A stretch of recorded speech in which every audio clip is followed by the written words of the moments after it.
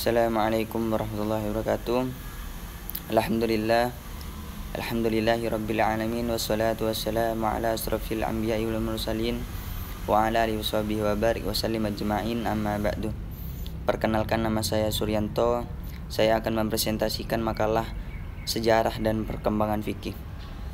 Yang pertama, saya akan menjelaskan tentang pengertian fikih.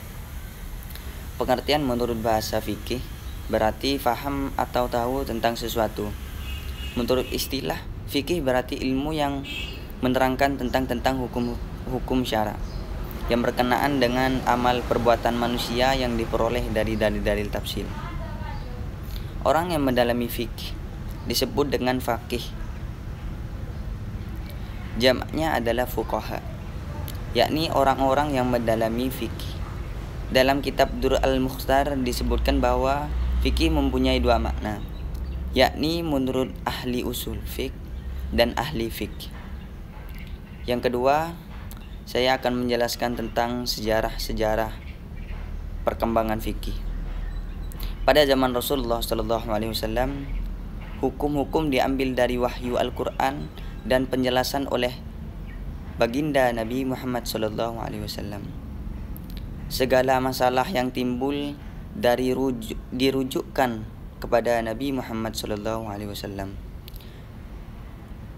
dan baginda akan secara terus menjawab berdasarkan ayat Al-Quran yang diturunkan atau dari penjelasan baginda sendiri. Namun terdapat bagian sahabat yang tidak dapat merujuk kepada Nabi lantaran mereka berada di tempat yang jauh dari baginda. Misalnya Mu'adz bin Jabal yang diutus ke Yaman. Baginda membenarkan Mu'adz berijtihad dengan perkara yang tidak ditemui ketentuannya di dalam Al-Quran dan As-Sunnah. Setelah kewafatan Rasulullah SAW, sebarang masalah yang timbul dirujuk kepada para sahabat. Mereka mampu mengistinbat hukum terus dari Al-Quran dan As-Sunnah. Yang ketiga, saya akan menjelaskan tentang fikih pada masa Nabi. Bila kita memahami pengertian fikih itu sebagai hasil penalaran seorang ahli dan maksud hukum Allah yang berhubungan dengan tingkah laku manusia yang bersifat amaliyah serta terperinci. Suatu hal yang nyata terjadi adalah bahwa Nabi telah berbuat sehubungan dengan turunnya ayat-ayat Al-Quran yang mengandung hukum. Tidak semua hukum itu memberikan penjelasan yang mudah dipahami untuk kemudian dilaksanakan secara praktis sesuai dengan kehendak Allah Subhanahu wa Ta'ala. Nabi memberikan penjelasan dengan ucapan, perbuatan, dan pengakuan yang kemudian disebut sunnah Nabi. Apabila penjelasan dari Nabi yang berbentuk sunnah itu merupakan ayat-ayat hukum, maka apa yang dikemukakan Nabi itu dapat disebut fikih, namun lebih tepat disebut fikih sunnah.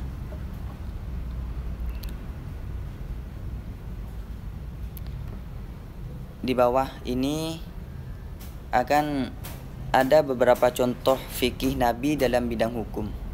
Yang pertama, sholat.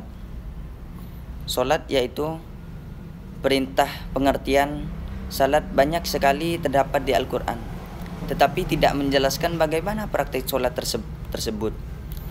Namun Nabi mengetahui maksud perintah Allah Subhanahu wa Ta'ala itu. Karena itu Nabi menjelaskan menggunakan sunnahnya. Nabi mengarahkan kata salat itu kepada perbuatan tertentu dengan tindakan yang berisi beberapa ucapan dan perbuatan yang dimulai dengan takbir dan disudahi dengan salam. Yang kedua yaitu zakat. Perintah untuk melakukan zakat pun begitu banyak di dalam Al-Quran dengan banyak cara dan bentuk. Kemudian Nabi mengarahkan penggunaan kata zakat itu dengan pemberian tertentu dari harta tertentu. Yang ketiga yaitu puasa. Terkadang perintah melaksanakan puasa beriringan dengan kewajiban sholat dan zakat. Kewajiban puasa secara terpisah muncul dari firman Allah Subhanahu wa taala, yaitu dalam surah Al-Baqarah ayat 173 sampai 175. Artinya yang berbunyi, "Hai orang-orang yang beriman, diwajibkan atasmu berpuasa sebagai kewajiban atas orang-orang sebelum kamu. Mudah-mudahan kamu menjadi orang bertakwa. Puasa itu terdiri dari beberapa hari yang ditentukan.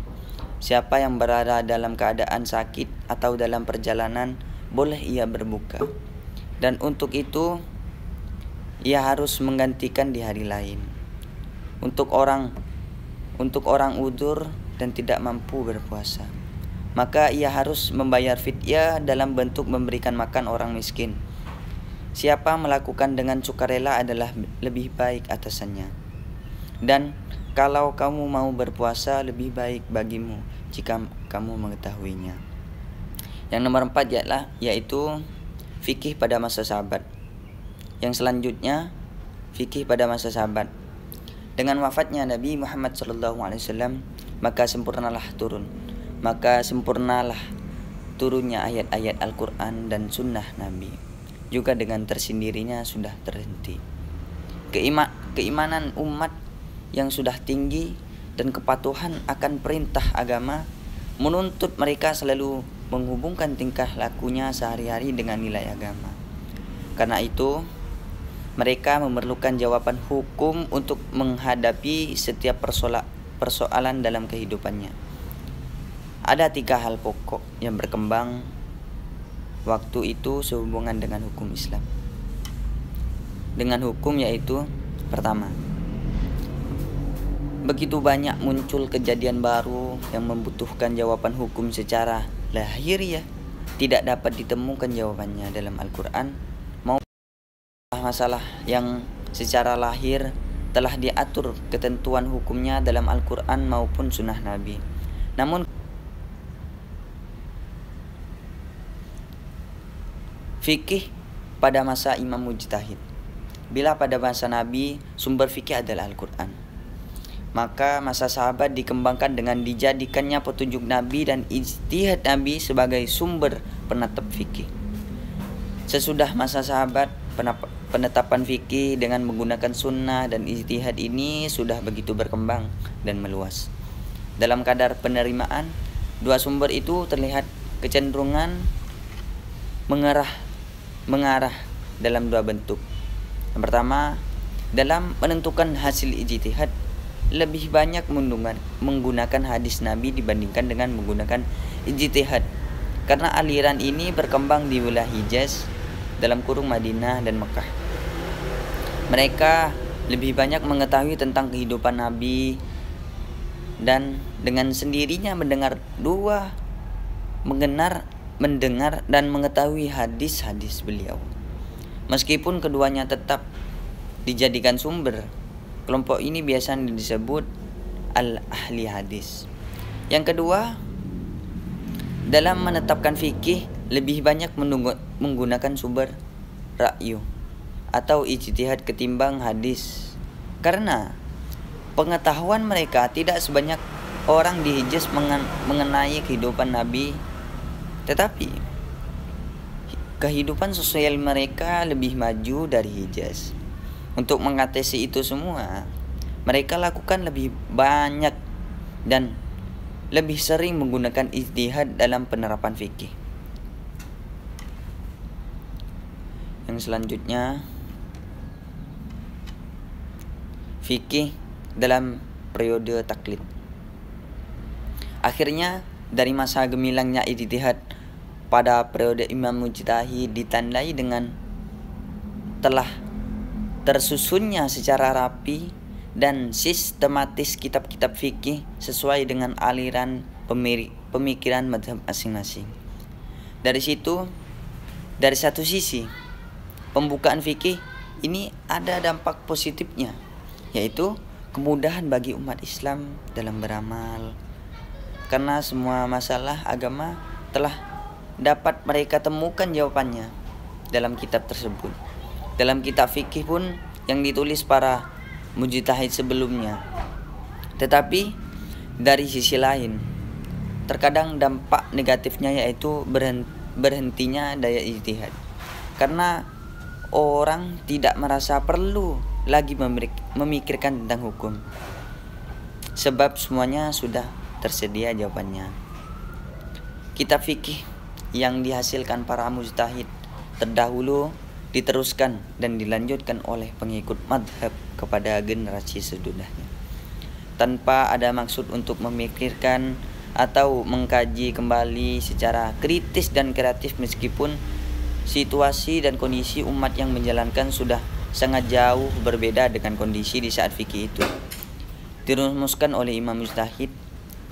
Mulai banyak ketentuan fikih lama tidak dapat diikuti untuk diterapkan secara praktis, serta banyak masalah fikih yang tidak dapat dipecahkan hanya semata dengan membolak-balikkan kitab fikih yang ada waktu itu. Pada masa imam mujtahid, fikih yang telah disusun berjalan dengan praktis dan aktualisasi yang tinggi. Dengan berjalannya waktu, fikih dalam bidang-bidang tertentu sudah kehilangan daya aktualitasnya.